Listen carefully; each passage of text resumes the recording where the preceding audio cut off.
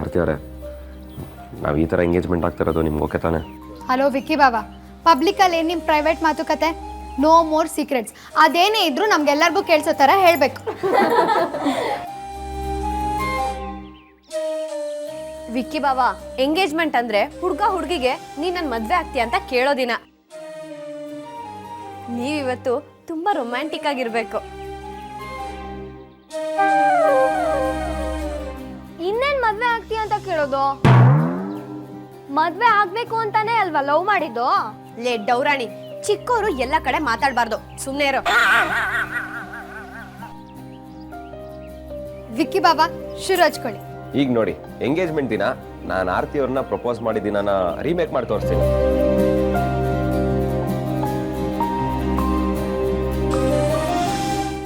ಅವತ್ತೇನು ನಡೀತು ಅಂತ ನೀವೆಲ್ಲ ಲೈವ್ ನೋಡ್ಬೋದೀಗ.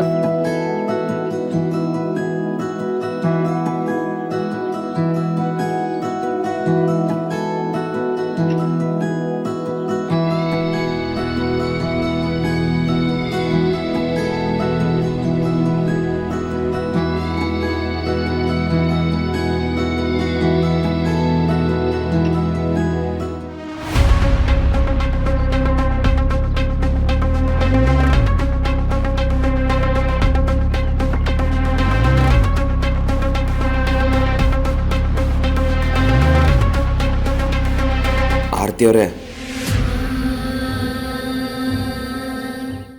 ಆರ್ತಿ, ಯಾಕೆ ಕಣ್ಣೀರು? ಏನಾಯ್ತು? ಏನು ವಿಷಯ? ಅಪ್ಪ ಅಮ್ಮ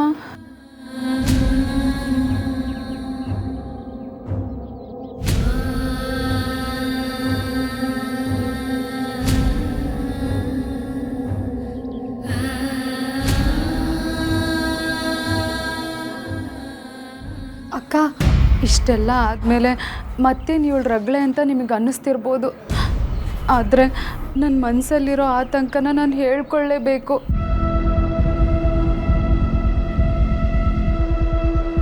ನೀವೇನು ಚಿಂತೆ ಮಾಡಬೇಡಿ ವಿಕ್ಕಿ ಅವರೇ, ನಿಮ್ಮ ಮೇಲೆ ಸಂಪೂರ್ಣ ನಂಬಿಕೆ ಇದೆ. ನನಗೆ ಯಾವುದೇ ಅನುಮಾನನೂ ಇಲ್ಲ. ಎಲ್ಲದಕ್ಕಿಂತ ಹೆಚ್ಚಾಗಿ ಪ್ರೀತಿಲಿರೋ ಶಕ್ತಿ ನಂಬಿಕೆನೇ ಹೊರತು ಮೂಢನಂಬಿಕೆ, ಭವಿಷ್ಯ, ಜಾತಕ ಇದು ಯಾವುದೂ ಅಲ್ಲ ಅಂತ ಭಾವ ನಂಗೆ ತೋರಿಸ್ಕೊಟ್ಟಿದ್ದಾರೆ. ಆದರೂ ನಾನು ಈ ಥರ ನಿಶ್ಚಿತಾರ್ಥ ಮಾಡ್ಕೊಳಕ್ಕಾಗಲ್ಲ ವಿಕ್ಕಿ ಅವರೇ.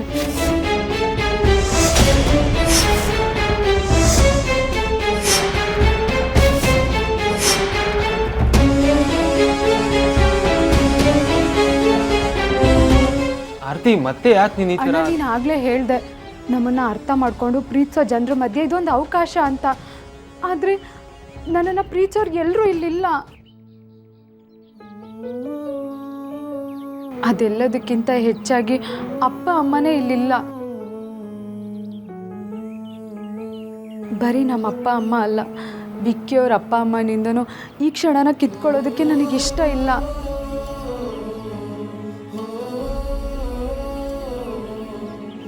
ಒಂದು ನಿಮಿಷ.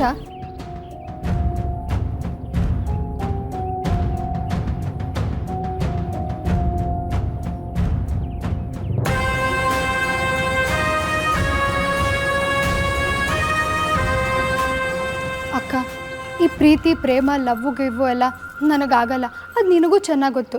ಅದಿತಿಗಂತೂ ಯಾವಾಗಲೂ ಲವ್ ಮಾಡಬೇಡ ಅಂತ ತಲೆ ಮೇಲೆ ಬಾರಿಸ್ತಾ ಇದ್ದೆ. ಹೊಸದ್ರಲ್ಲಿ ನಿಮ್ಮ ಪ್ರೀತಿ ವಿಚಾರ ನನಗೆ ಗೊತ್ತಿಲ್ಲದೆ ಅದಿತಿ ಏನೋ ಕಿತಾಪತಿ ಮಾಡಿದಾಳೆ ಅಂತ ಅವಳಿಗೆ ಹೊಡೆದೇ ಬಿಟ್ಟಿದ್ದೆ. ಅಷ್ಟು ಕೋಪ ಆಯ್ತಕ್ಕ ಪ್ರೀತಿ ಮೇಲೆ. ಅದು ಬರೀ ಕಲ್ಬೇರಿಕೆ, ಮೋಸ, ಸರಿಯಾದದ್ದಲ್ಲ ಅನ್ನೋದೇ ನನ್ನ ನಂಬಿಕೆ ಆಗಿತ್ತು. ಆದರೆ ನೀನು ಮತ್ತು ಭಾವ ಅದನ್ನು ಯಾವ ಹಂತಕ್ಕೆ ಬದಲಾಯಿಸಿದ್ರಿ ಅಂದರೆ, ಮೊನ್ನೆ ನೀವು ಕಾರ್ನಲ್ಲಿ ಹೋಗುವಾಗ ನಿಮ್ಮ ಕ್ಯೂಟ್ನೆಸ್ ನೋಡಿ ನನಗೂ ಯಾರಾದರೂ ಒಬ್ಬರು ಇರಬಾರ್ದಿತ್ತ ಅಂತ ಅನಿಸ್ಬಿಡ್ತು. ಅಷ್ಟು ಶಕ್ತಿ ಇದೆಯಾಕ ನಿಮ್ಮ ಪ್ರೀತಿಲಿ. ಅಮ್ಮು, ಅದ್ರ ಬಗ್ಗೆ ನನಗೂ ಅನುಮಾನ ಇಲ್ಲ ಕಣೆ. ಆದರೆ ನನ್ನ ಸಮಸ್ಯೆ ಅದಲ್ಲ ಅಂತ ಹೇಳಿದ್ನಲ್ಲ ನಿಂಗೆ. ನನ್ನ ಮಾತಿನ್ನೂ ಮುಗ್ದಿಲ್ಲ ಅಕ್ಕ. ನೀನು ಯಾವಾಗಲೂ ಬೇರೆಯವ್ರಿಗೋಸ್ಕರನೇ ಬದುಕಿದ್ಯಾ. ಯಾರು ಏನು ಅನ್ಕೋತಾರೋ, ಯಾರು ಬೇಜಾರು ಮಾಡ್ಕೊಳ್ತಾರೋ ಅಂತಲೇ ಮೊದಲು ಯೋಚನೆ ಮಾಡ್ತೀಯಾ. ನಿನ್ನ ಖುಷಿ, ಸಂಭ್ರಮನೆಲ್ಲ ಬೇರೆಯವ್ರಿಗೋಸ್ಕರ ತ್ಯಾಗ ಮಾಡಿಬಿಡ್ತೀಯಾ.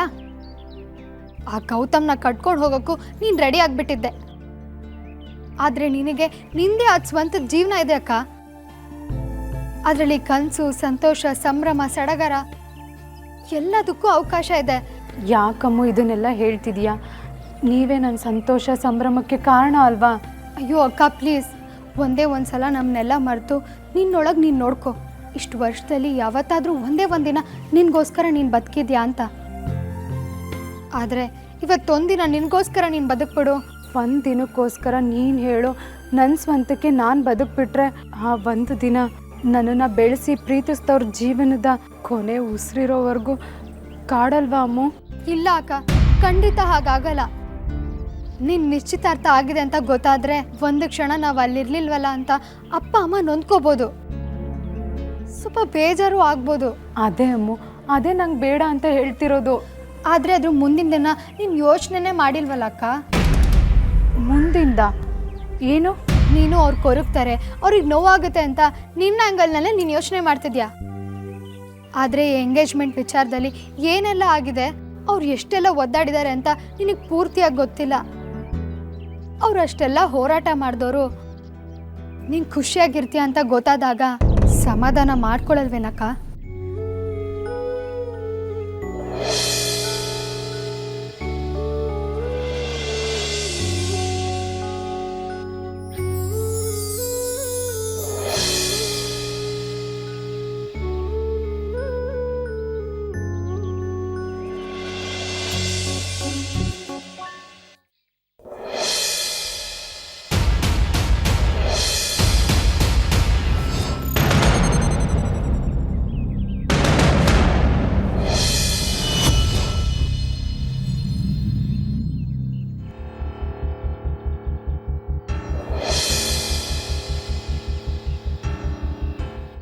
ವಿಕ್ಕಿ ಅವರೇ, ಬೇಡ ಆರ್ತಿ ಅವರೇ, ಏನು ಹೇಳಬೇಡಿ.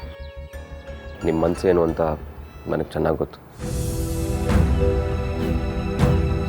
ಆದರೆ ಸೇಮ್ ಸಿಚುವೇಶನ್ ಮತ್ತೆ ಇವತ್ತು ರಿಪೀಟ್ ಆಗುತ್ತೆ ಅಂತ ಗೊತ್ತಿರಲಿಲ್ಲ ಅಷ್ಟೇ.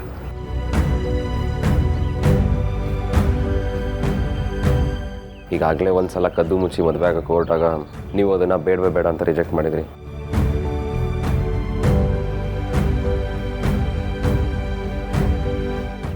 ಈಗ ಮತ್ತೆ ನಿಮ್ಮನ್ನು ಅದೇ ಪರಿಸ್ಥಿತಿಯಲ್ಲಿ ನಿಲ್ಲಿಸ್ತಿರೋದಕ್ಕೆ ನನಗೆ ಬೇಜಾರಾಗ್ತಿದೆ. ವಿಕ್ಕಿ ಅವರೇ, ಅದು ಹಾಗಲ್ಲ. ನನ್ನ ಮಾತಿನ ಅರ್ಥ ಗೊತ್ತು ರೀ. ಏನಂದ್ರೆ ನನಗೆಲ್ಲ ಗೊತ್ತು. ಇಷ್ಟು ದಿನ ಎಲ್ಲಿ ನನ್ನ ಕೈ ತಪ್ಪು ಹೋಗ್ತೀರಾ ಅನ್ನೋ ಅನುಮಾನ ಕೂಡ ನನ್ನ ಮನಸ್ಸಲ್ಲಿಲ್ಲ. ನೀವು ಅಂದರೆ ನಾನು, ಆ್ಯಂಡ್ ನಾನು ನಿಮಗೆ ಮಾತ್ರ ಅನ್ನೋದು ಫಿಕ್ಸ್ ಆಗೋಗಿದೆ. ಮುಂದೆ ನೀವು ಅಪ್ಪ ಅಮ್ಮನ ಎದುರೇ ನಿಶ್ಚಿತಾರ್ಥ ಮಾಡ್ಕೊಳ್ಳೋಣ ಅಂದರೂ ರೆಡಿ.